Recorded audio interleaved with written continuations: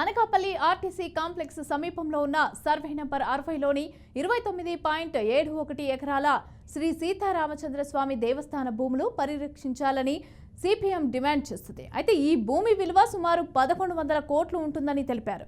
ఈ సందర్భంగా ప్రభుత్వ భూములు కాపాడాలని అన్నారు సిపిఎం జిల్లా కార్యదర్శి లోకనాథం. ఇక ఈ సమావేశంలో ఆ భూములకి సంబంధించిన వీలునామా అలాగే కోర్టు జడ్జిమెంట్, ప్రభుత్వ గెజిట్ను షో చేశారు. 2007లో ఇళ్ల స్థలాల కోసం మేము ఆ రోజు రాజశేఖర రెడ్డి గారు ముఖ్యమంత్రిగా ఉన్నప్పుడు ఈ రాష్ట్రంలో అన్ని ప్రాంతాల్లో ఉద్యమం నిర్వహించాం. ఆ సందర్భంగానే వాళ్ళు చెప్పింది ఏంటంటే, ఇది దేవస్థాన భూములు, ఈ భూముల్లో ఎవరికి ఇళ్ల స్థలాలు ఇచ్చేదానికి అవకాశం లేదు, ప్రత్యామ్నాయ స్థలాల్ని మేము ఇస్తాం. ఆ రకంగా ఈ దేవాలయ భూములు ఏవైతే ఉన్నాయో దాన్ని పరిరక్షించబడాలని చెప్పారు. ఆ రోజు మేము దేవాదాయ మినిస్టర్ గారు సత్యనారాయణ గారు ఉన్నారు, చనిపోయారు, ఆయన లేడు ఈరోజు.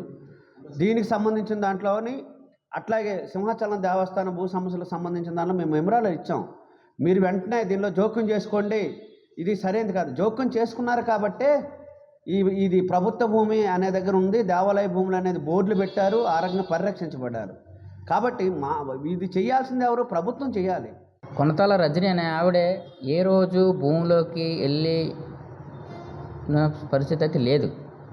ఎందుకంటే ఆవిడ వెళ్ళకుండానే కొనతాల రజని అనే ఆవిడ ఎవరైతే కొనతాల రామకృష్ణ గారు ఉన్నారో అలా స్వయాన మరదలు, అంటే తమ్ముడు భార్య.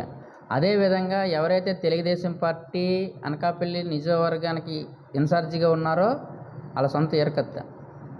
ఈ రజనీ కూతుర్ని పిల్ల గోవింద సత్యనారాయణ కొడుక్కి ఇచ్చారు. అంటే ఇక్కడ తెలుగుదేశం ఇన్ఛార్జిగా ఉన్న వాళ్ళు కానీ, ఇటు అధికార జనసేన పార్టీలో ఉన్నట్టు కొనతాల రామకృష్ణ గారికి కానీ, వీళ్ళందరూ ఒక కొమ్మక్కైపోయే మొత్తం ఈ రజనీ ఆ భూములు ఉన్నట్టు చూపించి తద్వారా స్టాటస్గా మేము ఉన్నామని చెప్తున్నారు. వాస్తవంగా ఆ భూముల్లో రజనీ కానీ, రజనీ యొక్క తాలూకులు కానీ ఎవరూ లేరు.